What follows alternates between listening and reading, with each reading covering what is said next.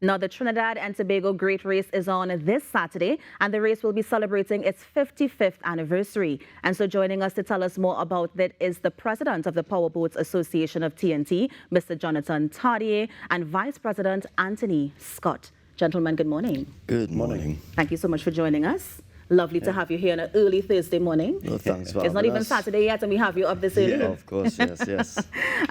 I'm coming to you first, Jonathan. Just give us some context in terms of who the Powerboats Association is. The Powerboats Association has a very rich history. This year will be the 55th running of the Great Race. The race was originally from the idea of it was from boats. They used to carry boats from Trinidad to Grenada, and they had an idea for a race. Yeah. Okay. Yeah, Cross-island race. Cross-island race. Yeah. Right, Yeah. Mr. Ken Gordon, and they came up with this idea that if it is the sailboats could do it to Grenada, then why not powerboats between Trinidad and Tobago? Of course.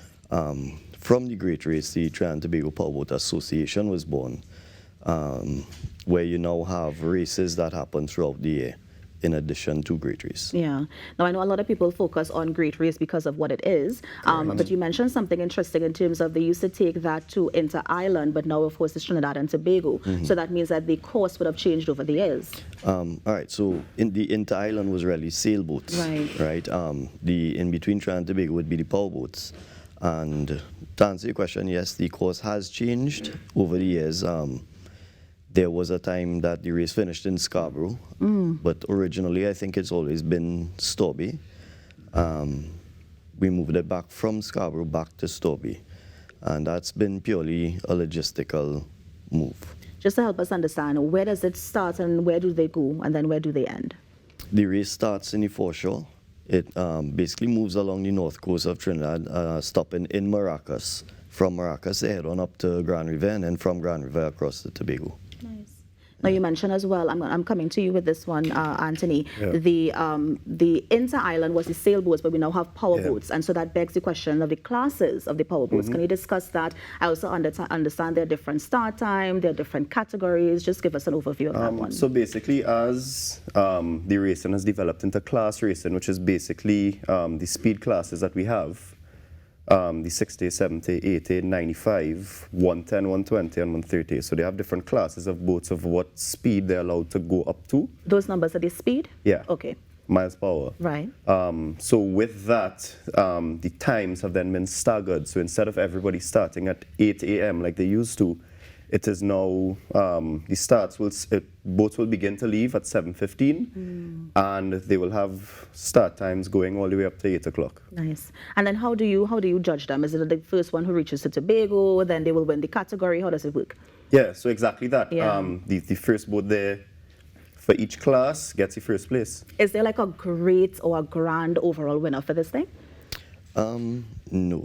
What has happened over the years with the introduction of the class racing, you will never really have a small boat beating a big boat, right? You're now limited with speed. So in years, what you'd see is there was always the fastest boat being introduced now. But the fastest boat isn't the Great Race winner. That's just the record that we've had. Nice. Okay. And so for us who want to see, because I know some people say they could line, like, let's say Grand River, and they could see the boat race happening, where are the best places for us to put ourselves to see this amazing race on Saturday? Oh, no, I would always say Storby. But, no, I from have the heard you race- could go down somewhere down Yeah, so you south. can- Or, no, well, yes. Yeah, so you can go to watch the start of the race from the foreshore. Right. Like I said, there's a marker in Maracas that you can probably see all the boats passing in there from the beach. So if you want to get up early in the morning, go get your bacon shack and watch boats passing there. That's also fun. I've heard people go as far as Paramin, and they can see a lot of the race from up there as well. Nice. Yeah. Anthony, do you agree Tobago is where it's at? I agree. Why? More for the finish of it. That's where you get to see, I guess, a lot of the excitement of those who finish, the joy, the elation, the kind of fete they have after. Yes. Because that's my follow-up question. What happens when you reach to Tobago? Well, this year, actually, Tobago Tourism has helped us out quite a bit, as well as Carib, to throw a bit of a after event for our prize giving. So we're going to have music and a nice enjoyable day in Store Bay. Yeah. This year, I think it's for the first time that For the we first actually time. Yeah, for the first doing time in a something while, ourselves. in a Yeah. while. Yeah. What happened during the pandemic? The pandemic, what we did, we had to... We that had was to- a we had to rough come one. back. Anthony said Yeah. hard. Yeah. Because we had to race across and then we couldn't Come back. stay. So we had to come back one time. And, Okay. So there was no kind of lime There was no celebration, mingling, nothing. nothing at all. Is this the return to it in a sense? Kind of coming out Yeah. of COVID. Yeah. It's been a little bit of a crawl to get back here. So I don't want to say this is the first time, but people are now starting to get out there. So that's kind of why we partnered with Tobago, Yeah. THA and tourism agency to kind of bring this back to the Tobagonians and have the racers mingle with them and make it a really fun event. Really interesting. Yeah. Anthony, I'm coming back to you because I want us to talk about the preparation that these boats have to undergo to get to this level. Tell us about it. A lot of the prep, and I think Jonathan can attest to this because both of us are, I guess in this association, a lot of us are actually racers as well. Okay. So there's a lot of late nights. You go through every nut, bolt, piece of wiring, screw. It's many late nights, and I think up till now, probably after work today, I'm going right back down to the boat to check just something, make sure everything is good to go. Yeah. Now, it sounds fun, but I know that there's a danger aspect as well. Yeah. You have to have on your life jacket, you have to be, secured in the boat and that kind of thing. Can we speak to that a bit as racers? Yes, it's fun, it's good. You want to cross the finish line as the first boat, but tell us about, the dangers associated with this sort of sport. That's a very relatable question for both of us. In the last 2 years, I think 2 years ago I went out a boat, and last year I went out of boat. Yeah. So Break it down for me. Went out a boat. I'm coming to you first, Jonathan. Tell us about that experience. All right. So this was during the last regatta for last year. Right. We were basically just coming around the corner in our vessel and got some bad water, and the boat rolled. And well, there are 3 people in my boat, and all 3 of us, we went for a bath. So that's it's very important that you have your safety standards a little bit high. You have your life jackets, helmets, everything is tested, everything is working. The safety equipment in the boat as well, because you don't want the boat running while you're swimming, right? For a great race, what we do is we have proper scrutineering of all the boats and so on. Just last night we had life jacket and helmet testing and so on. So. Anthony, I'm coming to you to hear your story, but I also want you to tell us. So you're out of the boat is still speeding ahead. What is going through your mind at that time? The boat isn't speeding ahead because the kill switch, and that's the whole point of the kill switch as well, that if you do get ejected, it kills the engine completely. Okay. The worry is more the boats coming up behind you. Were you in that situation where boats coming up behind you? Yeah, they helped. Yeah. Yeah, and it's a kind of a rule of thumb as well. We all know the dangers of it, so people tend to slow down and lend a hand. Yeah. So you say when you're ejected from the boat, there's a kill switch. Yeah. So the boat stops. Okay, so at least that happens. Yeah. But have we had any sort of serious injuries as we're on this topic? How's your shoulder? There we go. So you had some injuries. Yeah. I actually dislocated my shoulder on the way out, or on the way in. On the way in. However you look at it. Anyway, in the water. And you On the way gentlemen are into the laughing water. at this as if it's nothing. It sounds scary to me. But of course, it speaks to the safety that you need to have when you're operating these things. Yeah, correct, yeah. So as a first-time racer, any words of advice you would give them? Yeah, take your time. Particularly for great race, I tend to tell most guys, just try to reach Tobago, to try to kill yourself or your equipment going up the North Coast. Yeah. It is by nature a very long, lonely race. So yeah, just try to reach, take your time. As hard as it sounds, take your time. It's a very, very long race. Yeah. So when you are racing, can you bring like a friend, or is it only people who are trained? I mean, how does it work? Oh no, you have, all right, so your typical race boats will have its crew, right? You'll have your driver, your throttleman, some will have a navigator.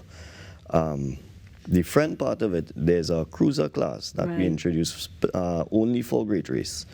The cruiser class, I don't think there's really a limit as to how many people, but everybody will have to have that safety equipment. Yes. So it's not just where you go down the islands and you have a lime and Yeah, stuff. that's what I was wondering, yes. Yeah, no. So it's not anything close to that. Yeah. Yeah. One of the things that Jonathan mentioned, Anthony, I don't know if it is, you can touch on that, the water that you see. Sometimes it's rough. We're in the rainy season, right? A lot of rain, the waters might be rough. How do you manage that on a boat going up to Tobago? You tend to have your idea of what the water is going to be like for different parts of the course. You'll obviously have the Boca, which is your first big test of what the north is going to be like. And then throughout the course, they have different types of water that will get you, which is why they say you can never just set up your boat and run the race. Is a constant adjustment based on kind of what's happening there. Yeah. I think last year it was flat calm all the way to Maracas, and then the water kicked up Yeah. right after that. So you just never know. That's what makes the great race so unique, is that it's not just one type of water going across. It changes constantly, and you just have to be readjusting the entire way. So it shows your skill as a racer, how you're able to maneuver those Yeah. waters and get Yeah. across the island. And even those who like say this is their first year, I mean, I told a few of them already, by the end of this race, you'll know your boat inside and out. Because you'll know how it handles and everything. Yeah. On that vein, can we talk about the attrition rate? The attrition rate is almost directly related to the water, how rough the water is on certain years. And sometimes, if it's too calm, boats tend to scatter engines a lot faster. But I think in recent years, the attrition rate has gone down significantly. Everybody's starting to learn what to expect out there. So they've been getting better at preparing, and as time goes on, everybody is kind of learning that, the race is not for the swiftest in this one. And that attrition rate is the number of people who can make it to the end of the race. Yes. Yeah. Wow. Okay. And before we go, in 2018, I understand that the Great Race became a UIM sanctioned event. Congratulations, first of all. But tell us, what does that mean? The UIM is the global governing body of motorsport, essentially. Yeah. So that sanctioning kind of put us on then a bigger global map. I mean, we are already the longest consecutive running offshore race in the world. So to have then global sanctioning, I guess it invites more international boats to want to come and take part, because we are already quite well known worldwide. And roughly how long is the race? 60 I would say miles, it's 90 about, miles? just about 90 Depending on the miles. class, because the Yeah. bigger boats have a lap in the the Gulf. It's somewhere between 87 to 100. Miles? I think, yeah, Miles, depending on your That's class. about Yeah. it, yeah. All right, good. And Scott, I want to end on your story because you didn't share yours. Went into a corner a little hot, and the boat skipped on a wave, and it turned and decided to stop sideways. Why are you saying these things so calm? I would be Because scared unlike out of my mind. unlike him, I didn't get hurt at all. Oh, I was okay. fine. So you just went for a bath? You just took a swim? I tic-tac-toed. Oh, so you skipped a professionally. bit. Okay. Yeah. And then, wow. He's laughing at you. Gentlemen, let me thank you so much for joining us this morning. I know it's going to be an amazing time on Saturday. Are you racing? You're racing in the race. Yeah. So good luck to you as well. Thank you. Be safe. And of course, all the best with this year's Great Race. Thank you so Yes? much. Oh, Thanks for any having more us. information we want to get? Power Boats Association on Facebook? We're on Instagram. Facebook, Instagram, and we have a website as well. Nice. So. Thank you, gentlemen. Have a good one. And of course, that was Mr. Jonathan Tardier, the President, and Vice President Anthony Scott of the TNT Powerboats Association, just telling us about the 55th annual Great Race. It takes place this Saturday. You're on the Now Morning Show. We're going to take a break and be right back. Stay with us.